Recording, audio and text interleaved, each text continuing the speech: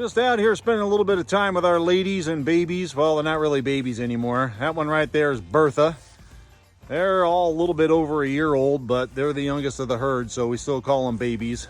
The black and white one back there, the black one with the mostly white stripe on her back and on her belly, that's Impa. She's like the leader of this younger herd. And then we've got a few of the younger heifers down here with her, the ones that we don't want bred. But yep, it's definitely winter time here. We had 70s this past weekend, and it's Tuesday, only a few days later. And we're lucky if we hit 40 degrees today. We had some spitting snow and rain and wind, so the weather is here for winter. There's our little tasty going back through there. They're heading over to, unfortunately, what's a little bit messy for my liking, but we'll get that cleaned out. Over to their corner feeder. We've got baleage in there. Now, baleage is hay that is mowed, baled, and wrapped all on the same day. Wet hay is basically what it is. And it's really good for them, especially this time of the year when the temperatures are going to be dropping. It helps give them energy because when you mow, bale, and wrap the hay, and you give it at least 6 weeks for it to ferment or to ensile, all the good stuff that's in there turns into sugars and proteins. It somewhat increases marginal hay to a better palatability for the cows, gives them the energy that they need.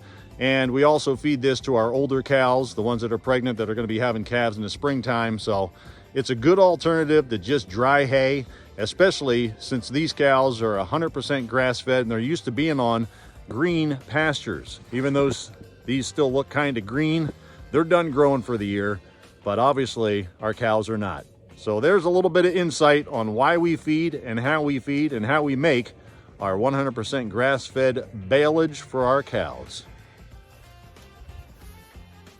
This little lovely lady here, this is Yin Yang.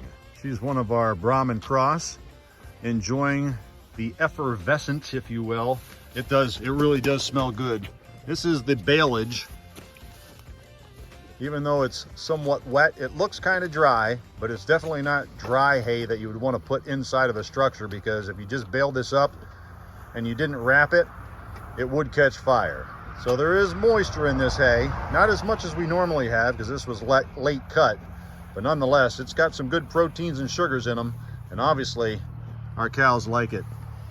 Don't you? You really enjoy this stuff.